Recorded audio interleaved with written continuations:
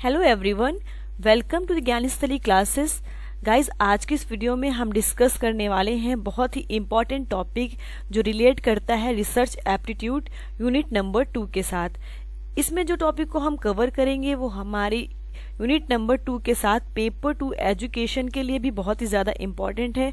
इस वीडियो में जिन टॉपिक को हम कवर करने वाले हैं उसमें हम देखेंगे what is the meaning of research, what is the characteristics of research and types of research।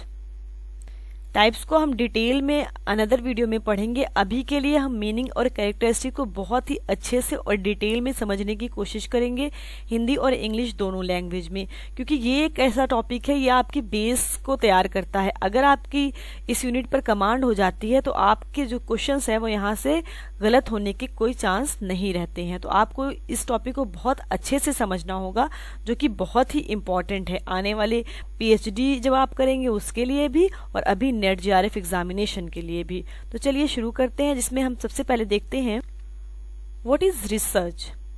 जैसे ही ये नाम आता है तो आपके जहन में क्या सूझता है, आप क्या सोचने लगते हैं कि क्या मतलब होता है रिसर्च, क्या होता है शोध। तो देखिए, अगर हम एक साइंटिफिक मैनर में देखें तो क्या है research? A careful consideration of study regarding a particular concern problem using scientific method. इसमें क्या करते हैं हम, किसी भी एक प्रॉब्लम के लिए जब साइंटिफिक अप्रोच या साइंटिफिक मेथड का यूज करते हैं उस प्रॉब्लम को सॉल्व करने के लिए, तो ये जो हमारी प्रक्रिया होती है यह रिसर्च की प्रक्रिया कहलाती है। तो सबसे पहले आपने क्या समझा कि रिसर्च क्या है, रिसर्च किस अप्रोच को अपनाता है। रिसर्च एक साइंटिफिक अप्रोच को अपनाता है प्रॉब्लम सॉल्विंग के लिए, किसी भी समस्या के समाधान के लिए। जब वैज्ञानिक मेथड या वैज्ञानिक विधि का प्रयोग किया जाता है तो वह प्रक्रिया अनुसंधान की प्रक्रिया या रिसर्च की प्रक्रिया कहलाती है। अब हम मोस्ट इम्पॉर्टेंट डेफिनेशन को समझेंगे, जिससे हमें रिसर्च का मतलब और क्लियर होता जाएगा। देखिए, research is a systematic inquiry to describe, explain, predict and control an observed phenomena। किसी भी observed phenomena के लिए जब हम systematic inquiry करते हैं, systematic inquiry करते हैं उस फिनोमेना को, उस ऑब्जर्व्ड फिनोमेना को डिस्क्राइब करने के लिए, उसे एक्सप्लेन करने के लिए, उसे प्रेडिक्ट करने के लिए और उसे कंट्रोल करने के लिए, जब इन प्रोसेस को अपनाया जाता है तो ये प्रक्रिया रिसर्च की प्रक्रिया, ये प्रोसेस हमारी रिसर्च की प्रोसेस कहलाती है। अब देखिए, research involves inductive and deductive methods. Research दोनों मेथड्स को इन्वॉल्व कर सकता है अपनी प्रॉब्लम सॉल्विंग की प्रोसीजर में। इतनी बात समझ में आई। सबसे पहला पॉइंट क्या कहता है कि ये यूज करता है साइंटिफिक मेथड किसी भी प्रॉब्लम सॉल्विंग के लिए। देन यहाँ पर फिर बात होती है सिस्टमेटिक इंक्वायरी की, जिसने कहा है अर्ल रॉबर्ट ने। सिस्टमेटिक इंक्वायरी के लिए डिस्क्राइब किया जाता है, एक्सप्लेन किया जाता है, प्रेडिक्ट किया जाता है, कंट्रोल किया जाता है किसी ऑब्जर्व फिनोमेना को। किसको बेस बना के? हम वैज्ञानिक विधि को बेस बनाते हैं इसमें। अब देखिए, research involves inductive and deductive methods. Research में इंडक्टिव आगमन विधि और निगमन विधि दोनों विधियों का प्रयोग किया जाता है। अब हमें पढ़ना है कि शोध को हिंदी में कैसे समझ सकते हैं आप। अभी तक जितना हम लोगों ने पढ़ा है वो ये पढ़ा है कि रिसर्च क्या है। रिसर्च दो शब्दों से मिलकर बना, ये हम हमेशा पढ़ते हैं, री एंड सर्च। अब देखिए, री एंड सर्च का मतलब क्या होता है? पुनः खोज, जिसे बार बार खोजना कहते हैं। पुनः खोज करना है, किसी भी एक तथ्य को बार बार खोजना, नया उसके बारे में जानने की प्रक्रिया हमारी अनुसंधान प्रक्रिया कहलाती है। ये तो हो गया हमारी वर्ड मीनिंग। ये रिसर्च का मतलब क्या होता है? पुनः खोज। अब इसको हम थोड़ा सा सिस्टमेटिक वे से पढ़ते हैं कि क्या है अनुसंधान। अनुसंधान एक प्रकार से सही तथ्य प्राप्त करने के लिए अन्वेषण है। आपको जानना है कि what is the real fact. तो अब इसके लिए आप जब अन्वेषण करेंगे या उसकी इंक्वायरी करेंगे कि what is the real fact about this phenomena, this observe phenomena, तो ये क्या है? ये प्रक्रिया रिसर्च की प्रक्रिया कहलाती है। जब आप किसी भी एक ऑब्जर्व फिनोमिना के लिए हर पहलुओं से गहराई से सोचने समझने लगते हैं, उसका समाधान करने की कोशिश करते हैं, तरह तरह के मेथड को अपनाते हैं, उसमें से बेस्ट मेथड का सिलेक्शन करते हैं। ये सब सिस्टमेटिक फॉर्म में होता है, ये सब इंक्वायरी बेस्ड होता है। तो यही प्रक्रिया हमारी अनुसंधान की प्रक्रिया कहलाती है। अनुसंधान एक ऐसा संप्रत्यय होता है जो किसी विषय वस्तु के विभिन्न पहलुओं को गंभीर रूप से जांच करता है। आप देख लीजिए, कोई भी एक विषय वस्तु ले लीजिए, आपको लेना है किसी भी एक विश्वविद्यालय की शिक्षण विधि का अध्ययन, ये आपकी विषय वस्तु है। अब आपको इस पर हर पहलुओं से देखना। आप कई बड़े कॉलेजेस को ले लेते हैं इससे कंपेयर करने के लिए, कई बड़े कॉलेजेस को ले लिया। अब आपको इसको कंपेयर करना है अपनी रिसर्च स्टडी से। आप देखते हैं कि हाँ, जामिया में बहुत अच्छी शिक्षण विधि अपनाई जाती है, आप देखते हैं जेएनयू में बहुत अच्छी शिक्षण विधि अपनाई जाती है, लेकिन जो आपका रिलेटेड रिसर्च स्टडी है, यहाँ पर क्या कमी है, यहाँ पर किस तरीके से मेथड को अपनाया जाए कि ये भी कॉलेज एक अच्छा कॉलेज बन जाए और यहाँ की भी शिक्षण विधि, यहाँ की जो लर्निंग प्रोसेस है वो भी हायर लेवल की हो जाए। तो ये क्या है, ये सब रिसर्च का पार्ट है। आप कंपेयर कर रहे हैं, आप उसके लिए छानबीन कर रहे हैं, आप खोज कर रहे हैं, अन्वेषण कर रहे हैं। तो यह प्रक्रिया हमारी रिसर्च की प्रक्रिया कहलाती है। आई होप इतना आप लोगों को समझ में आया होगा। आगे देखते हैं। नाउ सी, रिसर्च में हमें और पढ़ना है कि रिसर्च क्या इन्वॉल्व करता है। रिसर्च वो टाइप के मेथड्स को अब इन्वॉल्व करता है, चाहे आप वो इंडक्टिव मेथड हो, आपका वो इंडक्टिव मेथड हो या फिर डिडक्टिव मेथड। देखिए, जब इंडक्टिव मेथड से रिसर्च की जाती है, inductive research methods are used to analyse and observe event. किसी भी ऑब्जर्व इवेंट को एनालाइज करने के लिए कौन सी मेथड का यूज किया जाता है, इंडक्टिव मेथड को। अभी इंडक्टिव डिडक्टिव के हम नीचे के एग्जांपल से समझ सकते हैं। जब हम स्पेसिफिक से जनरल की ओर जाते हैं, from general to specific, from specific to general, तो ये इंडक्टिव मेथड कहलाती है। देन जब हम जनरल से स्पेसिफिक की ओर जाते हैं तो ये डिडक्टिव मेथड कहलाती है। अब इंडक्टिव मेथड जो है वो बेसिकली क्वालिटेटिव रिसर्च के लिए यूज किया जाता है और डिडक्टिव मेथड को हम एक्सपेरिमेंटल रिसर्च में यूज करते हैं। तो आई होप इतनी बात भी आप लोगों को समझ में आ रही। क्वेश्चन हर बार यहाँ से पुटअप होता है। Now see, deductive methods are used to verify an observe event. किसी भी ऑब्जर्व्ड इवेंट को वेरीफाई करने के लिए, उसे प्रमाणित करने के लिए निगमनात्मक विधि का प्रयोग किया जाता है, और किसी भी ऑब्जर्व्ड इवेंट को एनालाइज करने के लिए आगमनात्मक या फिर इंडक्टिव मेथड का यूज किया जाता है। नाउ सी, आगे बात कही जा रही कि inductive approach are associated with qualitative research and deductive methods are more commonly associated with quantitative methods. जैसे कि मैंने बताया कि जब हम इंडक्टिव मेथड का यूज करते हैं तो वो ज़्यादातर क्वालिटेटिव रिसर्च के लिए यूज होती है, और जब हम डिडक्टिव मेथड का यूज करते हैं तो वो क्वांटिटेटिव मेथड्स के लिए या फिर क्वांटिटेटिव रिसर्च के लिए यूज होती हैं। अब देखिए, क्रॉसवेल ने कहा है कि अनुसंधान किसी विषय के बारे में जानकारी को एकत्रित करने एवं उसका विश्लेषण करने की प्रक्रिया है। आपके पास कोई एक प्रॉब्लम है, उसकी आपको हर तरह से जानकारी प्राप्त करना है, ठीक है। अब उस जानकारी को प्राप्त करके, या कह लें आप डेटा का कलेक्शन करने के बाद जब आप उसका विश्लेषण करते हैं, तो ये प्रक्रिया आपकी रिसर्च की प्रक्रिया कहलाती है। आपने तरह तरह के सोर्सेज से आपने कोई डेटा कलेक्ट कर लिया, अब उस डेटा को आपको एनालिसिस करना होगा, किस अप्रोच को लगा करके, साइंटिफिक अप्रोच को लगा करके। तो ये क्या, कौन सी प्रक्रिया हो गई, ये रिसर्च की प्रक्रिया हो गई। आई होप कि आप लोगों को रिसर्च की मीनिंग क्लियर हो रही होगी कि रिसर्च क्या होता है। देखिए, क्योंकि रिसर्च एक बहुत ही व्यापक टर्म है, बहुत ही ब्रॉड टर्म है, बहुत ही बड़ा शब्द है, तो इसको हम बेसिकली समझ सकते हैं कि रिसर्च जब मैक्रो लेवल पे यूज किया जाता है तो उसका क्या मतलब होता है, और जब माइक्रो लेवल पे यूज किया जाता है तो उसका क्या मतलब है। जैसे इसको एग्जाम्पल से हम समझते हैं, जैसे मान लीजिए कोविड-19 का टाइम चल रहा है, ये एक वैश्विक बीमारी है, ठीक है, ये एक वैश्विक बीमारी है। अब ये इसको दूर करने के लिए, कोविड-19 पैंडेमिक को दूर करने के लिए, इसके लिए तरह तरह की डिसीजेज या फिर कह लें तरह तरह की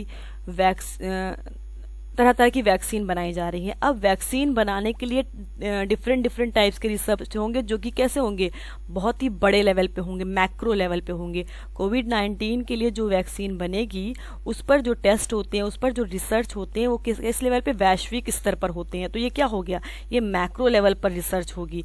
अब हम माइक्रो लेवल पे देखते हैं। माइक्रो लेवल पर रिसर्च जो कि इसमें सूक्ष्म स्तर आता है। जैसे मान लीजिए आपको कुछ सामान खरीदना है, आपको एक मान लीजिए सेलफोन खरीदना है या फिर आपको एक हेडफोन खरीदना है। तो इसके लिए आप क्या करते हैं, आप पहले देखते हैं कि कौन सा हेडफोन मार्केट में बेस्ट है, ठीक है, उसका प्राइस कितना है, आप प्राइस पता करेंगे, आप उसकी क्वालिटी देखेंगे, आप उसका ब्रांड देखेंगे।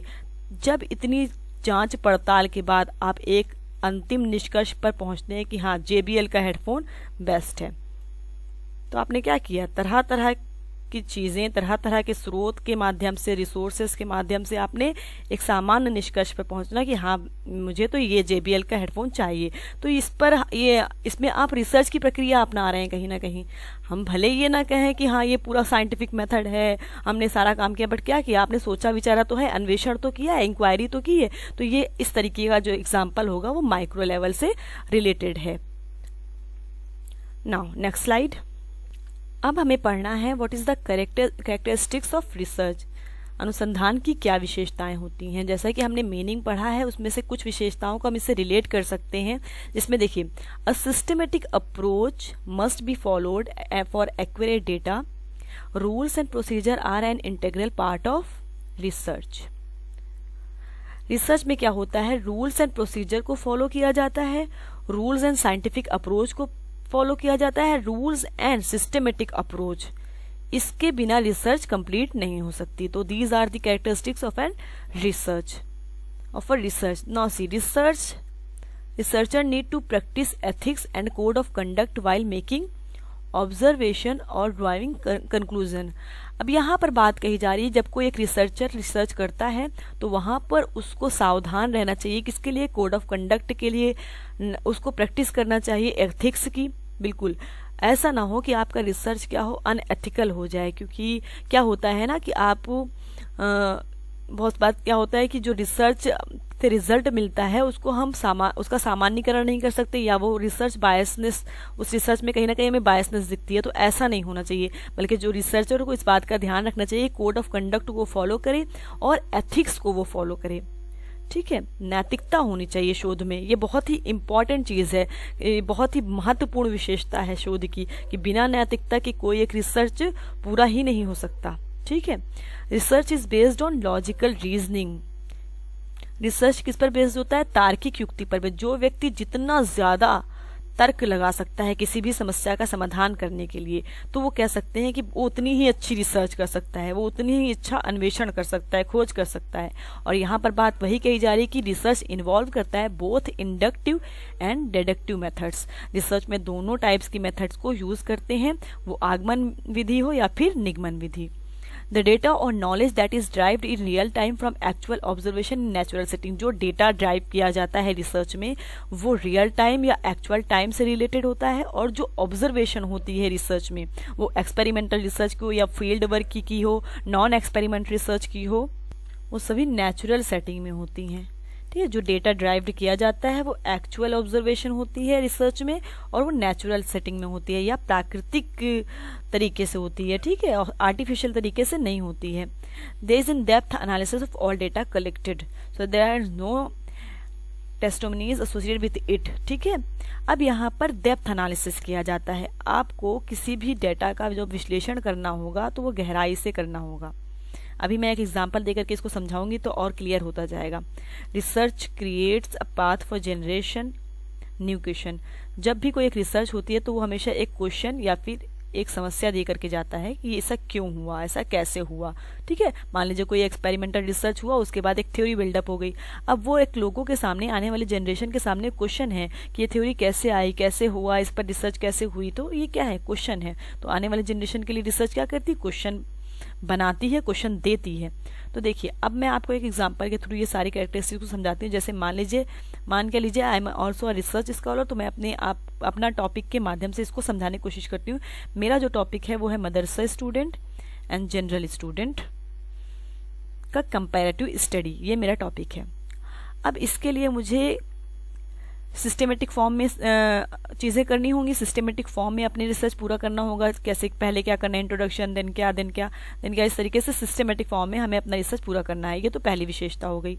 दूसरी कैरेक्टरिस्टिक क्या कहती है, रिसर्च, इसमें हमें एथिक्स और कोड ऑफ कंडक्ट का भी ध्यान रखना है। ठीक है, अगर हमें मदरसा स्टूडेंट सेलेक्ट किया है तो हमें जो डेटा कलेक्शन करना होगा केवल मदरसे के स्टूडेंट से करना होगा, ना कि इधर उधर के स्टूडेंट से हम नहीं कर सकते। ये कोड ऑफ कंडक्ट के खिलाफ है, ये हमारी एथिक्स के खिलाफ है। Now research is based on logical reasoning, बिल्कुल लॉजिकल रीजनिंग, तार्किक युक्ति नहीं हो तो रिसर्च कंप्लीट नहीं हो सकता मेरा। The data of knowledge is drive from real time. अब आपको डेटा कलेक्शन करना है तो आपको मदरसा स्टूडेंट जहाँ पर मदरसा है वहां से ही आप कलेक्शन कर सकते हैं, आप कहीं और से तो कर नहीं सकते हैं। किसी और बच्चों को तो सिलेक्ट नहीं करते, क्योंकि आपका रिसर्च स्टडी का क्या टॉपिक है, मदरसा स्टूडेंट। तो यहाँ पर जो आपको डेटा कलेक्शन करना होगा वो भी नेचुरल सेटिंग में या फिर प्राकृतिक वातावरण में करना होता है, ये रिसर्च की विशेषता है। यहाँ पर आपको डेप्थ एनालिसिस करना, जब आप अपना डेटा कलेक्शन कर लेते हैं तो आपको गहराई से उसका विश्लेषण करना होता है, उसको सांख्यिकी विधियों के माध्यम से उसका विश्लेषण करना होता है। तो ये भी एक कैरेक्टरिस्टिक्स ऑफ रिसर्च है। नाउ लास्ट पॉइंट कहता है कि research creates a path for generation. जो भी मेरा रिजल्ट निकलेगा मेरी स्टडी से, वो आने वाले जनरेशन के लिए एक क्वेश्चन मार्क खड़ा करेगा कि ऐसा कैसा हुआ। तो ये क्या करता है, एक पैथ क्रिएट करता है रिसर्च आने वाली जनरेशन के लिए, न्यू क्वेश्चंस के साथ, न्यू प्रश्नों के साथ। Now some more important point here, that is research is analytical in nature. इसको हमें समझना है कि जो अनुसंधान होता है वो विश्लेषणात्मक स्वरूप का होता है। वो कैसे, पहले हमें एनालिटिकल का मतलब समझना होगा कि एनालिटिकल मतलब क्या होता है। इसे हिंदी में विश्लेषण कहते हैं। एनालिटिकल एक ऐसी प्रोसीजर होती है जिसमें आप किसी भी संप्रत्यय को विभिन्न भागों में बांटते हैं, छोटे छोटे भागों में बांट देते हैं। रिसर्च भी क्या होती है, जब हम उसका डिवीजन कर लेते हैं कई सब टॉपिक्स में, तब हमारी रिसर्च की प्रक्रिया कंप्लीट होती है। तो रिसर्च कैसी है, एक एनालिटिकल है अपने नेचर में। पहले क्या बनता है, पहले हमारी प्रस्तावना बन जाती है, पहले हमारा इंट्रोडक्शन आता है, then what is the objectives of the study, then how we collect the data, then how we analyze the data, then we come to conclusion. So these are the sub steps of the research which are analytical in nature. So research is analytical in nature. Now the last point is accuracy is one of the most important aspect of research. Accuracy होना बहुत ही ज़्यादा ज़रूरी होता है किसी भी एक research में, क्योंकि क्या होता है, जैसे मान लीजिए आप एक्सपेरिमेंटल रिसर्च करते हैं, तो एक्सपेरिमेंटल रिसर्च में आपको क्या करना होता है, आपको एक कंट्रोल्ड सिचुएशन में कॉज एंड इफेक्ट रिलेशन को फाइंड आउट करना होता है। तो यहाँ पर जो आपको रिजल्ट मिलता है, आपको ये कोशिश, एक रिसर्चर ये कोशिश करता है कि जो भी रिजल्ट आए वो एक्यूरेट आए, क्योंकि यहाँ पर एक नियंत्रित परिस्थिति है, यहाँ पर कॉज एंड इफेक्ट रिलेशन देखना है, यहाँ पर सब कुछ एक रिसर्चर के हाथ में होता है। तो accuracy is also an important aspect of research. Now अब हम थोड़ा सा अनुसंधान की विशेषताओं को हिंदी में भी समझने की कोशिश करेंगे प्योर, जो कि कहता है कि अनुसंधान क्या है, जांच की एक व्यवस्थित तथा विधि पूर्वक प्रक्रिया है। किसी भी एक संप्रत्यय को या एक विषय वस्तु की जब हम जांच करते हैं विभिन्न तरीके से, विभिन्न रिसोर्सेज के माध्यम से, तो यह प्रक्रिया हमारी अनुसंधान की प्रक्रिया कहलाती है, जो एक विधिवत अन्वेषण होता है। कैसा अन्वेषण होता है, सिस्टमेटिक इन्वेस्टिगेशन करते हैं आप, एक सिस्टेमेटिक वेस को अपनाते हुए आप किसी एक समस्या का समाधान करने के लिए विभिन्न तरीके अपनाते हैं, विभिन्न methods, different type of method का यूज़ करते हैं। तो ये प्रक्रिया अनुसंधान की प्रक्रिया कहलाती है। अनुसंधान, जैसा कि मैंने बताया कि scientific in nature, research is scientific in nature. तो अनुसंधान क्या है, वैज्ञानिक पद्धति पर आधारित है। यहाँ पर अभी हम बहुत ही इंपॉर्टेंट टर्म को, बहुत ही इंपॉर्टेंट सेंटेंस को देखेंगे, जो है इस पर आधारित ज्ञान वस्तुनिष्ठ होता है। अब ऑब्जेक्टिव बेस्ड होता है या सब्जेक्टिव बेस्ड होता है। कैसे, जहां पर आपकी वैज्ञानिकता की बात होने लगे, जहां पर आपका साइंटिफिक अप्रोच की बात होने लगे, वहां पर ऑब्जेक्टिविटी या सब्जेक्टिविटी खुद आ जाएगी, वहां पर वस्तुनिष्ठता अपने आप आ जाएगी। तो वस्तुनिष्ठता वैज्ञानिकता के साथ जुड़ी है, इसलिए वस्तुनिष्ठता भी अनुसंधान की एक महत्वपूर्ण विशेषता होती है। अब हमें समझना है कि अनुसंधान मूल रूप से क्या है, वैज्ञानिक दृष्टिकोण है, साइंटिफिक अप्रोच है किसी भी समस्या के समाधान के लिए। आप चाहे वो मौलिक अनुसंधान कर रहे हो, जब हम टाइप ऑफ रिसर्च पढ़ेंगे तो इन सब के बारे में हम डिटेल में पढ़ेंगे। आप वो बेसिक रिसर्च करते हो, ये जैसे कि आपका फिजिक्स केमिस्ट्री या फिर बायो में जो रिसर्च होता है, या फिर आप सोशल साइंस से रिलेटेड जैसे कि शिक्षा शास्त्र, समाज शास्त्र या फिर इतिहास वगैरह से जो रिलेटेड रिसर्च होता है उस पर रिसर्च कर रहे हो, इन सब में आपको वैज्ञानिक दृष्टिकोण को अपनाना है, साइंटिफिक अप्रोच को अपनाया जाता है। तो रिसर्च क्या है, एक साइंटिफिक अप्रोच है किसी भी एक समस्या के समाधान के लिए। तो these are the most important characteristics of research. I hope कि आप लोगों को समझ में आया होगा अनुसंधान की विशेषताएं। So guys, thank you so much. आज का लेक्चर बहुत ही इम्पॉर्टेंट है, आप लोग ध्यान से पढ़िएगा। अगर आपको वीडियो पसंद आती है तो प्लीज़ लाइक, शेयर और सब्सक्राइब कर दीजिए। Thank you so much.